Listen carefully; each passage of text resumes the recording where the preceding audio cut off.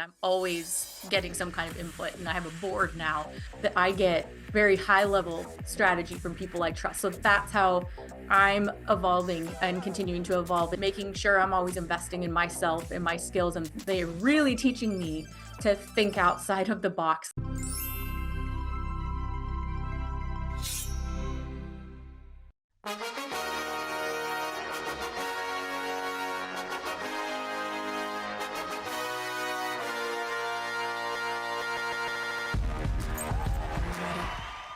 Hey, everybody, like what you see, Luxe Life with Candice Bar, or any of the Luxe Media Studios shows, make sure you subscribe and click the like below.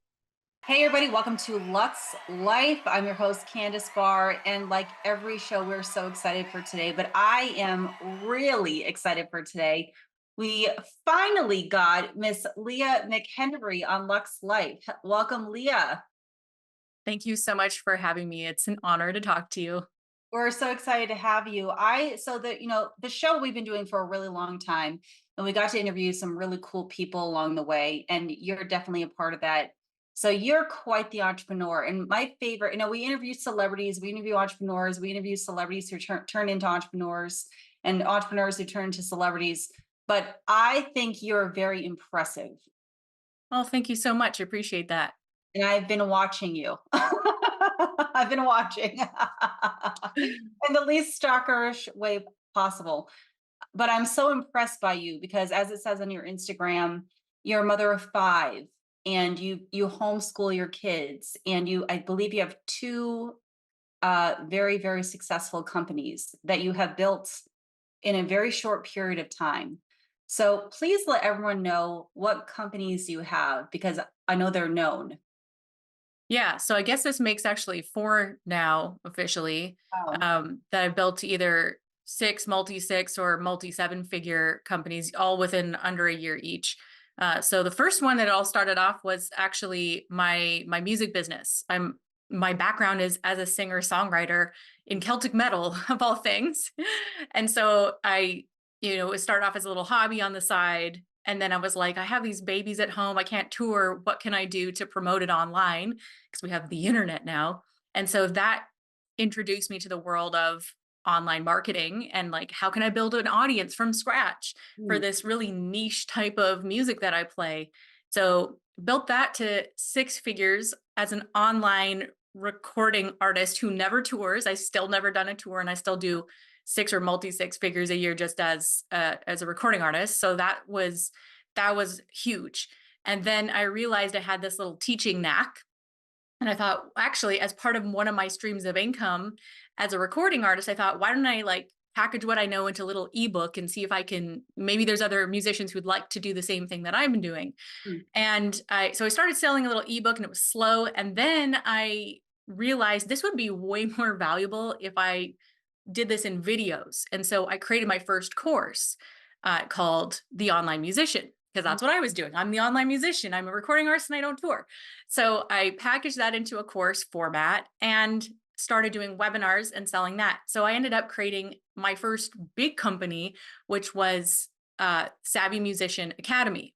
Okay. And so the whole deal behind that was, how can musicians become savvy, learn online marketing, so that they don't need to sign with a record label or something and market their own music. Mhm. And so that went to like $2.5 million in the first year. Like, it went from, like, I was supporting our family. I was starting to, pay bills and stuff with my music, and it was really exciting. But going from a place before that where you're trying to figure out, do we pay for gas or groceries? Like, which one are we spending money on this week? To that in a year was absolutely mind-blowing. And Yes. and it was like, it didn't feel real. And not like in a lottery sense, like we're winning Yeah. the lottery, but more in a, what just happened here? and, Like, and what?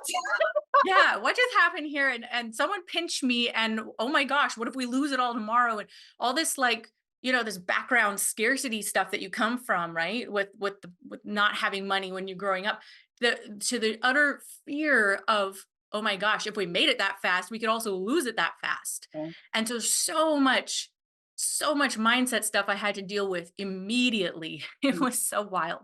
Mm. So that was the second company. Well, let me ask you, and I Yeah. don't mean to cut you off, but I do want to ask you, with bringing that up, and that's a huge part of making money. That's a huge part of making a lot of money quick.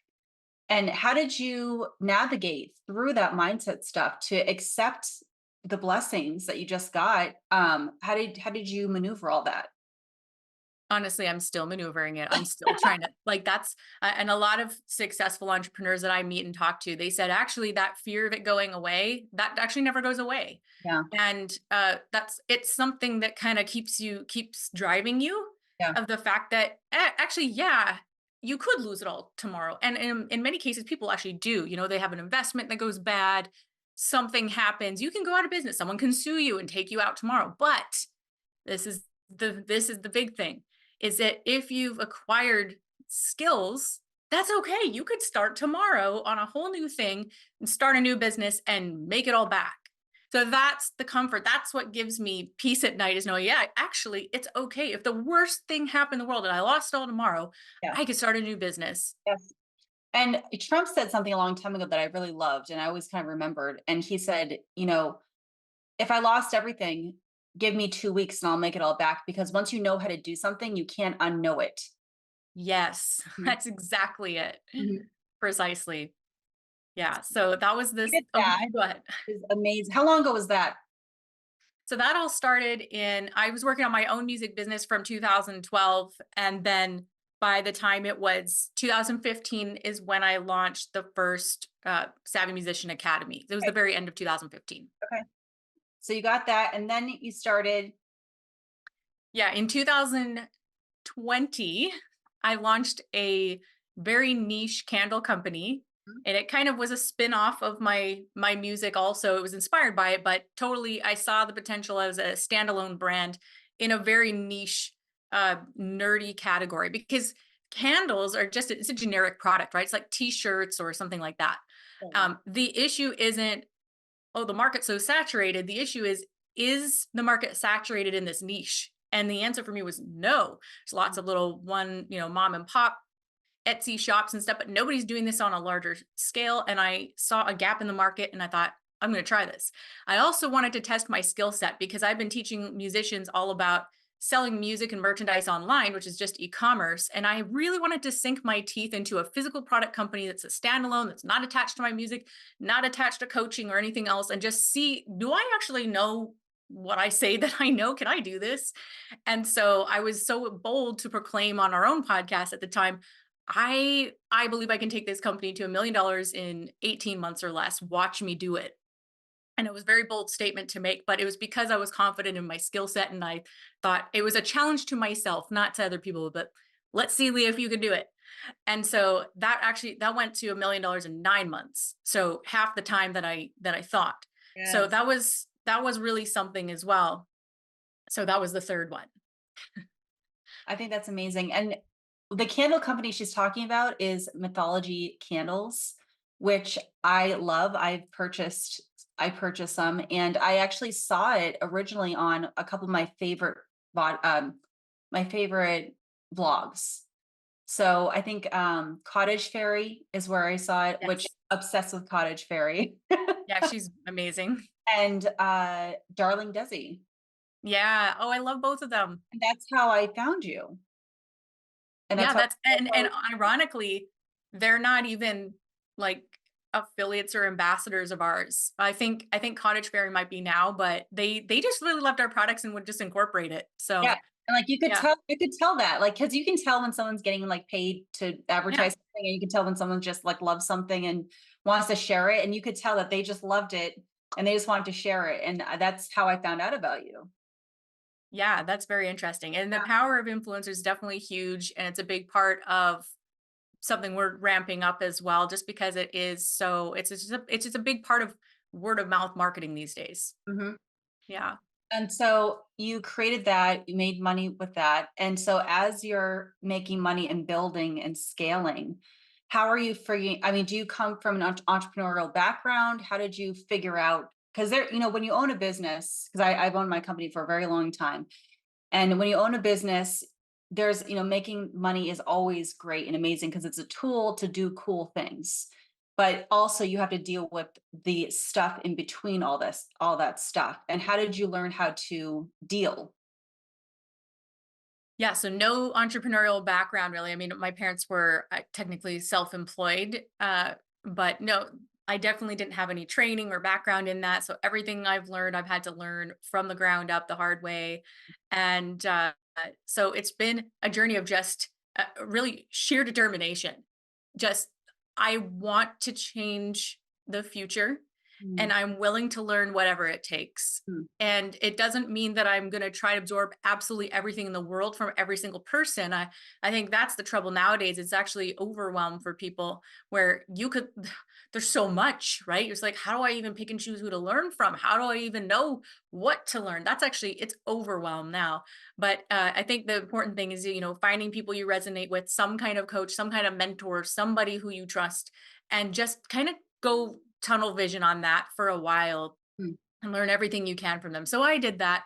At the time, it was just books and blogs. Eventually, I got some coaching, that's been invaluable. I've never not had a coach since then. I'm always getting some kind of input, and I have a board now. So that's that I get very high level strategy from people I trust. So that's how I'm evolving and continuing to evolve, is like making sure I'm always investing in myself and my skills. And they're really teaching me to think outside of the box, like stuff that blows my mind. I still try to wrap my head around, wow, I never would have thought of that. That's the kind of stuff that uh, education and coaches and consultants should do for you, is really challenge you. In fact, my husband and I say that sometimes, like our weekly meetings with our mentors, like we feel like we're on the grill. That's what I call it, being on the grill, because they're kind of grilling me. Hey, tell me about the numbers. What's going on? And I'm sweating in these meetings. I'm sweating by the end. So I'm like, if your coach isn't making you sweat a little bit, I don't know. I think you need a coach who's going to really challenge you, because if you're not being challenged, like what are you doing? Absolutely. We always say on the show, always since the beginning, coaches are everything. I've had a mentor or coach in different levels of my life. Once you have a mentor or coach, it's hard not to have a mentor or coach. It's someone to keep you accountable, as you were saying, to get you super uncomfortable, to see what's going on, to see where you're going. You do need someone to shake things up, because things always do need to be shaken up to be able to move forward on the next level, next level, next level. Yeah, because our tendency is to always find the comfort zone, just the way humans are wired, right? We're always trying to find that homeostasis. And so if you allow yourself to go too long without that challenge, you're just inevitably going to fall into a comfortable rhythm. And that comfortable rhythm will probably eventually decline a little bit, or it's not going to accelerate you to the future that you desire. And what Right. I'm all about is like generational legacy and wealth. Even if I'm just the catalyst, maybe I'm not the one who's going to become a billionaire or something like that in my family, but I might be the catalyst for generational thinking that starts with me. And that's something that is so intangible, but incredibly valuable. And I think that women underestimate their power as catalysts in their families. And Mhm. so that's kind of what I'm all about. I wanted to ask you too. So does your husband run the company with you? Yes, yeah, we're very much partners. And when I first started, he was doing construction, and that he had a construction business, and we scraped by, but we could never really get ahead. And so when I started uncovering that I had maybe some hidden talents and gifts that I didn't even know existed in me, I had no idea I don't that know. any of Yeah, this. I don't think it's maybe. Yeah, so I had absolutely no idea that I had any of this inside of me until we were in a position that it was like, oh gosh, like we need to make some money or we have to file bankruptcy. Like that kind of a situation where I was like, okay, I am going to find a way. And I just made a decision. I had a Yes. moment. First, I was super mad and I was bawling my eyes out and I was so upset. I was Yeah.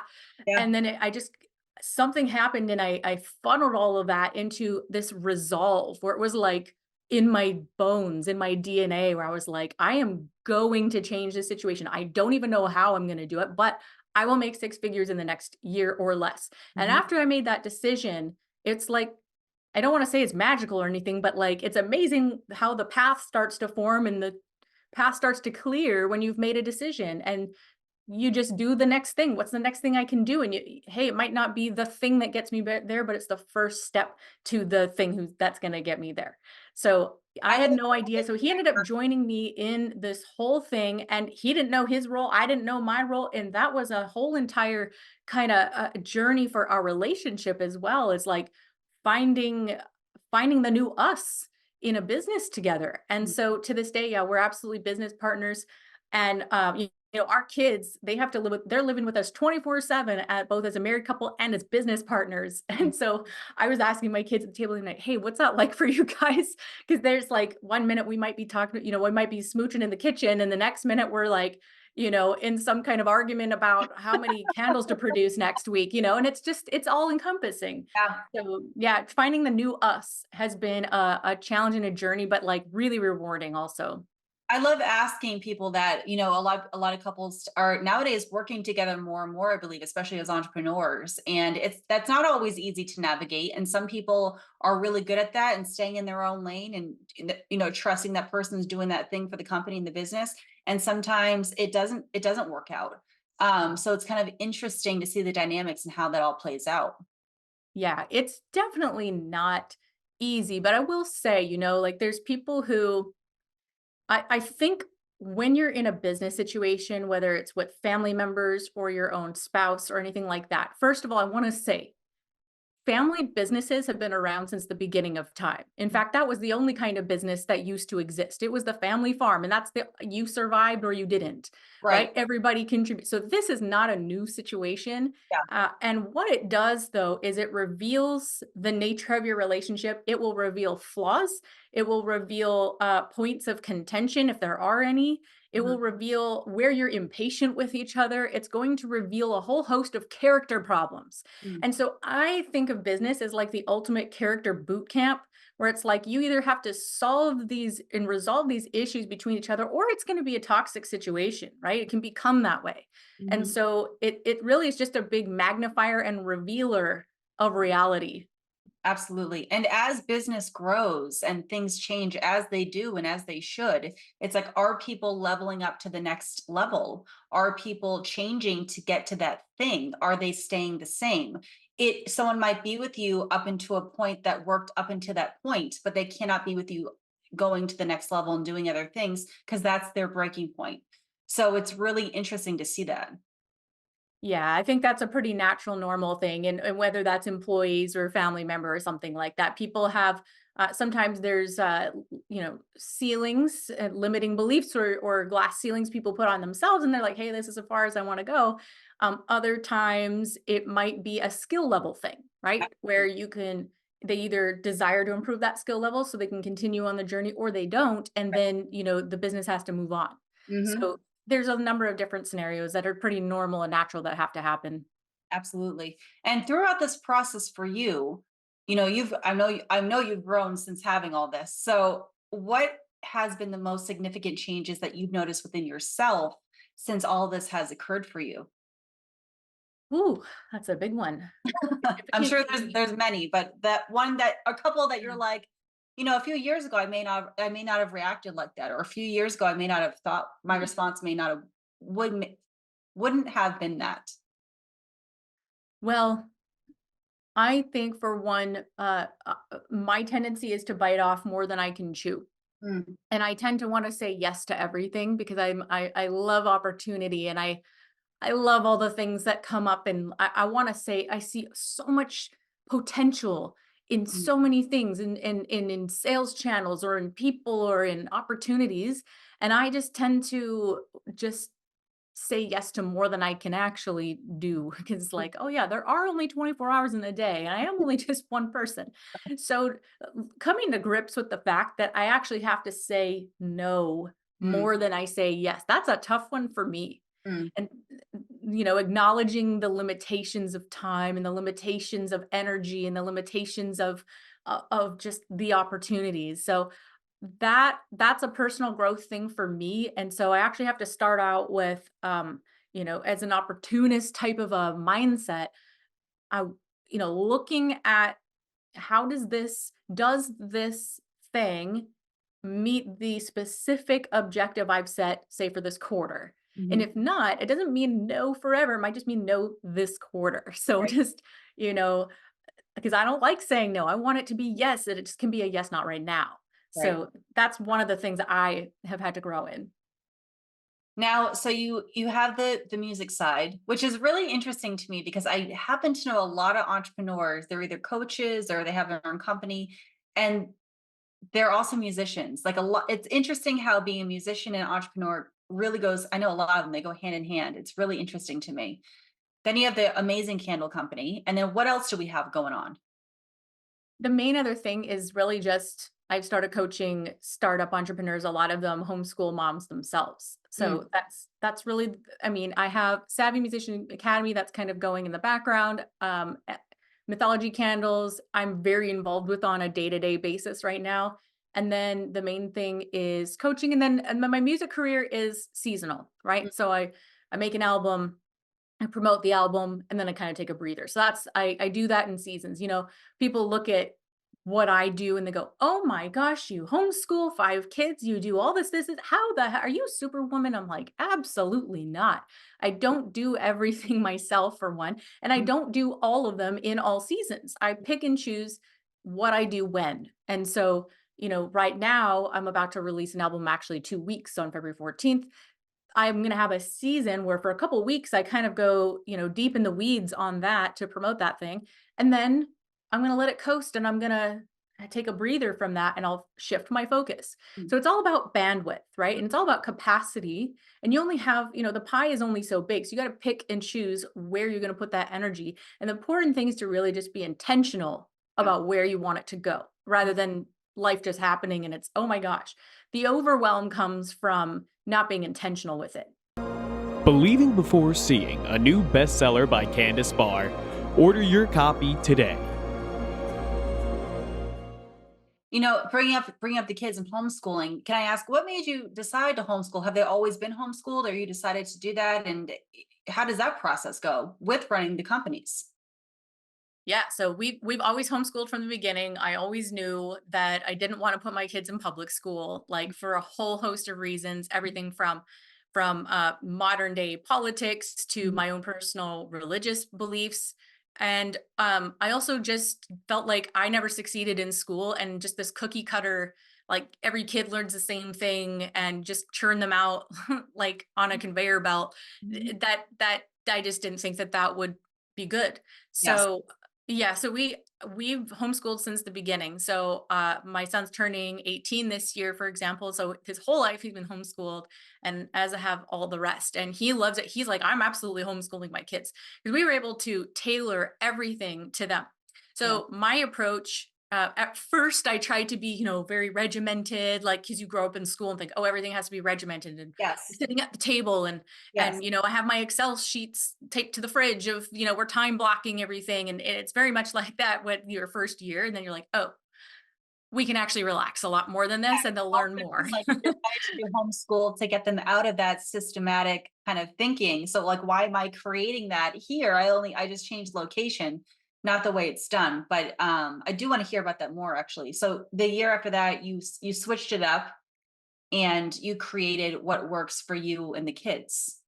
Yeah, and of course, everybody, they're going to find their own thing, their own rhythm, what works for them. But for us, and then those real early years before I was have even had a business, it was we just got, when you have a bunch of kids, it does help to have a rhythm. Like we had a daily rhythm just for my own sanity's sake and for their sanity's sake. So I really believe in just having like a basic, flow to the day, a basic routine that everybody can kind of count on. And I always started with like wake time and bedtime. Just like just start with something simple, like what time should everybody go to bed, including Right. me?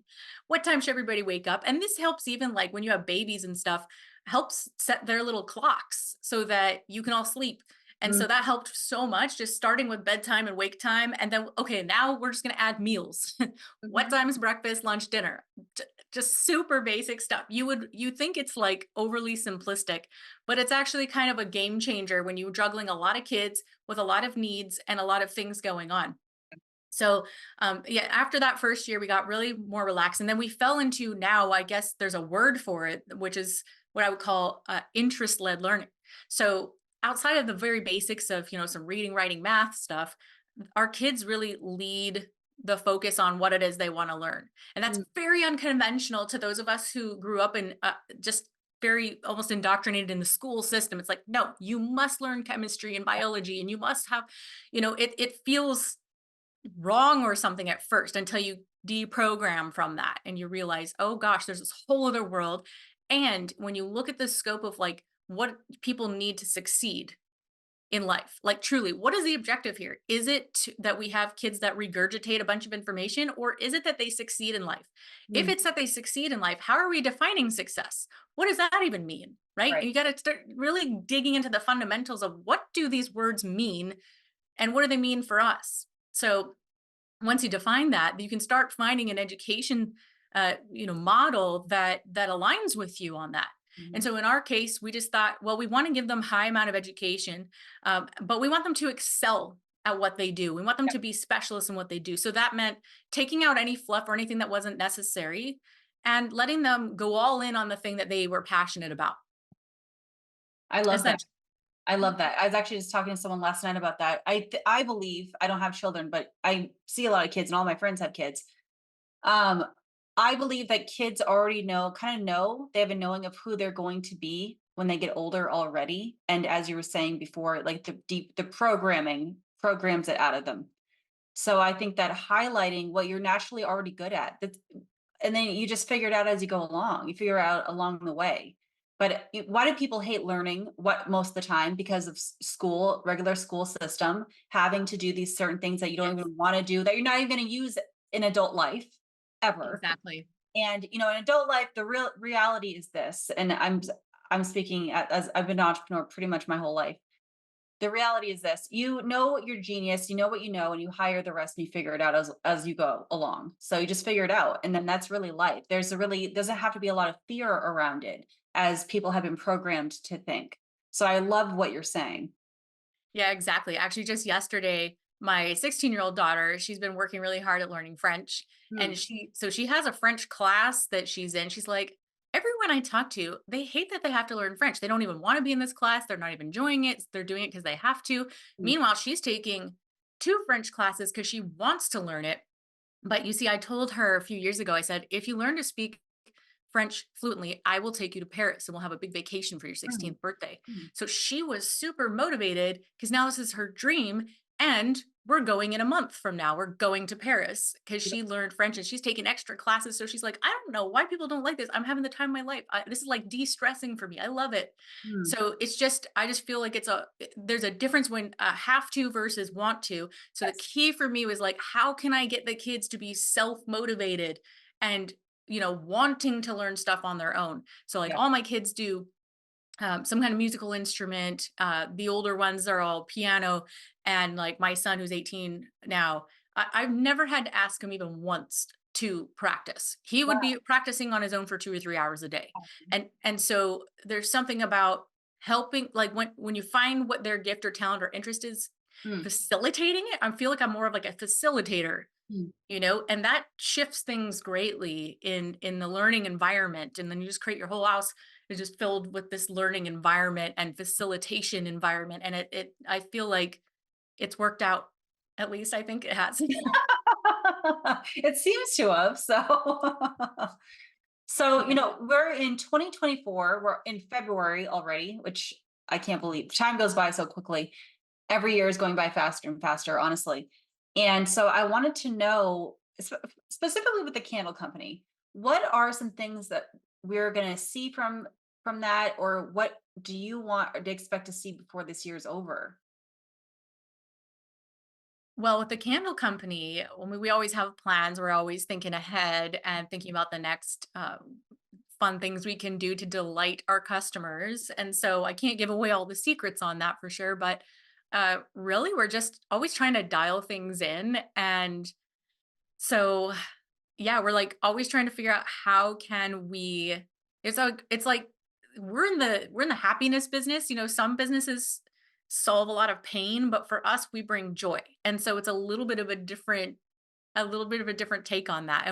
And this goes to show for people too, like when they're like, well, I make soap or I do this, and it's not really solving a big pain point. It's like, listen, we launched this company during COVID for a product that no one needs. Yeah. Nobody needs this. It's not toilet paper. It's not toothpaste. It's nothing that they need. It Mhm. was a want, and Mhm. it still exploded like that. So, when you're in the happiness business, the obsession becomes, how can I surprise and delight my customers over and over again? How can I find new customers? And then how can I continue to delight the customers we already have? So that's just basically the way our brains tick. And we've trained our whole staff to think this way.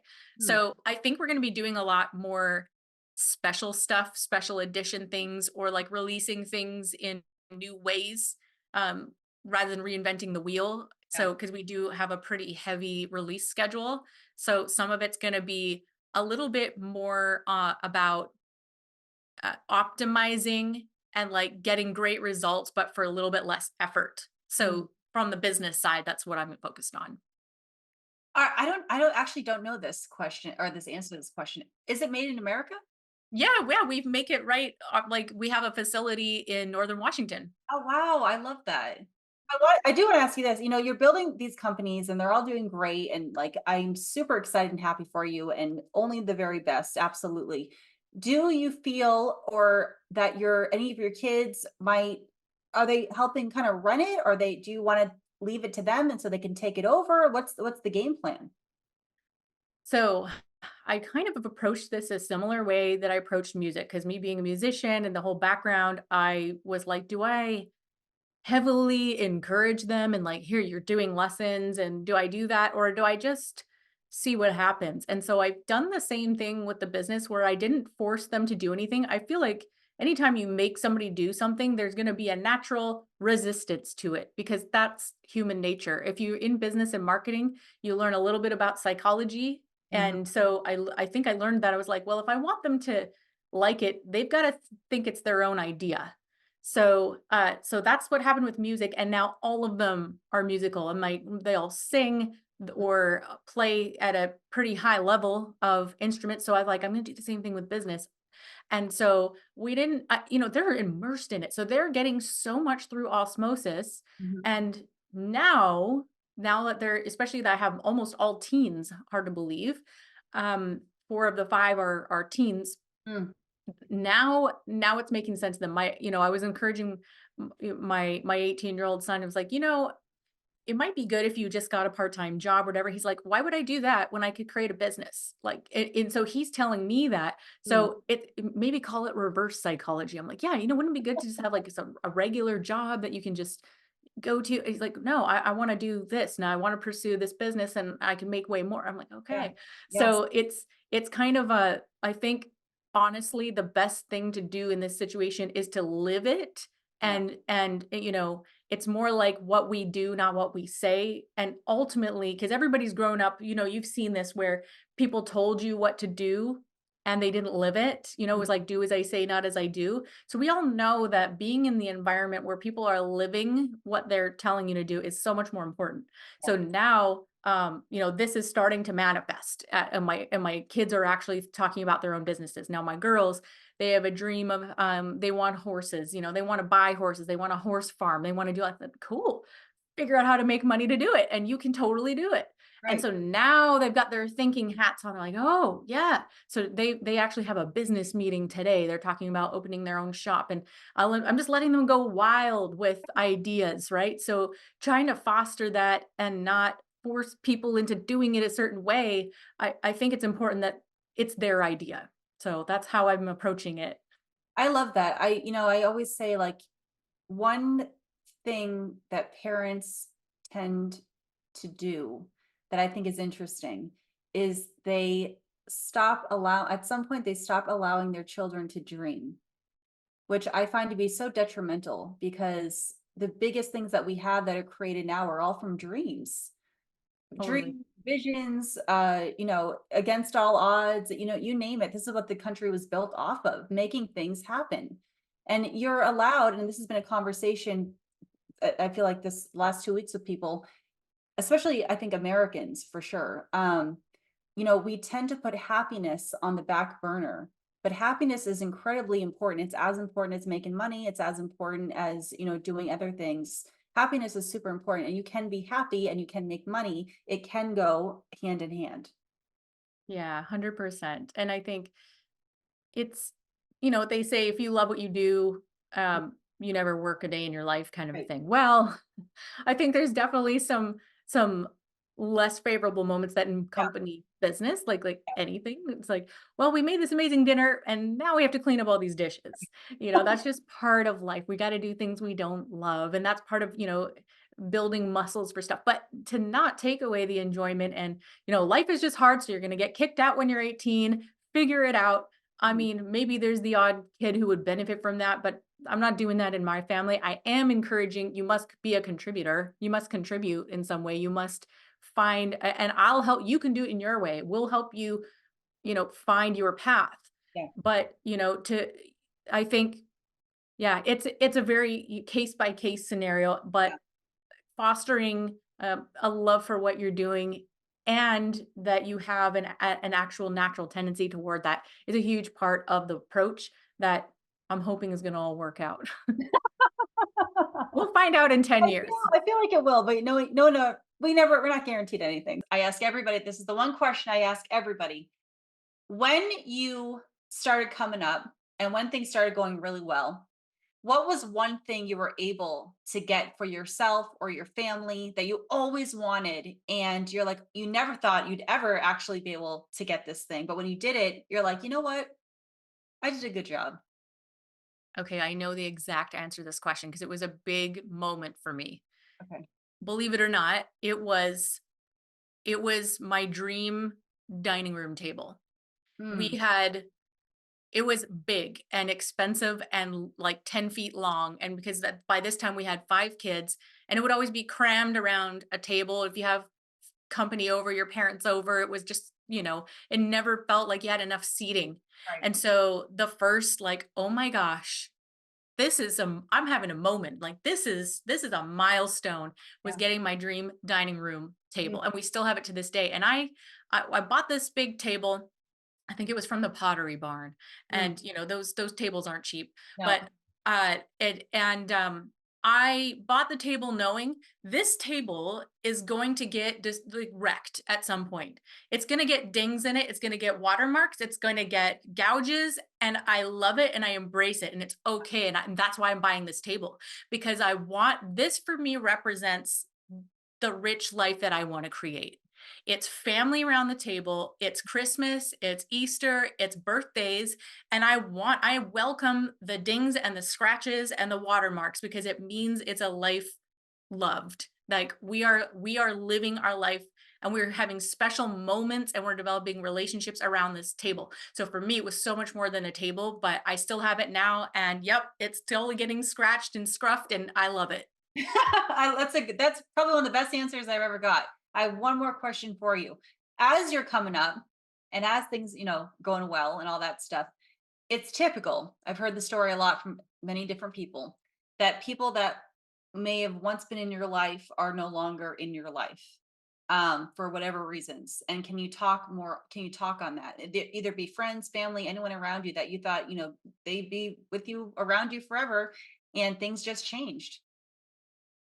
Yeah, there's not a lot of that only because I tend to have a very close Mhm. circle of people. Like the people that I know that I talk to regularly, or sometimes not even regularly, but they've been around in my life for 25 years or Mhm. something like that. I'm very close with my immediate family, my husband, kids, and a couple of relatives. I'm very close with a few close friends, and that's really it. Outside of that, I know a lot of people, I have a lot of acquaintances, I enjoy people. I'm always loving meeting new friends, and I always welcome, you know, becoming close with somebody new. So that's not like it's not like I'm closed off to that. But I think as as I realized this was our path, I realized we have to be really careful about who we spend significant time with. And that even goes for family as well, because, you know, you will be like the people you spend time with. You Yes. will become like them, you know. So that's proven in science, but it goes all the way back to the Bible. The student will be like his teacher. You will become like those you spend time with. So I chose in those early years of developing the business, who do I want to be like? okay, I can't maybe pay to spend time with them. I can't afford to have them as my coach. So I'm going to just devour all their books, their blogs, their podcasts. I'm spending time with that person. That's what I considered. I'm spending time with them. So to this day, my circle is very, very small. Same over here as well. And I think as it should be, and it kind of needs to be, you gotta protect the empire, you gotta protect the castle. So I understand. Yeah. Mhm. Well, thank you, Miss Leah. We will have you back on again. Very nice talking to you and connecting with you. How can everyone find you? Thank you so much. And by the way, it's been such a pleasure talking to you as well. Like I feel like we totally could be friends in real life, That's 100%. what I was like, I know this person. Yeah. Yeah, very much. I love that when you meet a kindred spirit, it's like, ooh, goosebumps stuff. Yeah. People can find me. I'm really active on Instagram. So real Leah McHenry at real Leah McHenry. That's the best way to come connect with me. And yeah, she does her coaching, which is amazing. If you're a startup company or you just need some great coaching from someone who knows what's going on, please do reach out to her. Please do check out her candles, get her candles. They are fabulous. I love them. I am a consumer. Please, the candles are ridiculous. And you know what I love? They're so fun. It's like, as you were saying, you are in a niche, you start as a niche market, you are in a niche market. But it's just, I love like, I can't even think of the lines right now. They're mythology. So it's like, um, It's all inspired by history and yeah, fantasy, right? So yeah, like, yeah, hobbits and fairies and all the things that I love. yes. But All the please, fandoms, what was that? all the fandoms. Yes, yes, yes, yes. So we love you. Please do check her out, DM her, like her goods, get her goods. She's amazing. And you're going to see her on some big publications. I can see it for her. Big publications, big podcasts. She's doing big things. This is a mover and shaker. And we love celebrating female entrepreneurs. So thank you for you and all you do, Leah. Thank you. And thank you everyone for listening and watching. And we will see you all again next week. Bye, everybody. Bye.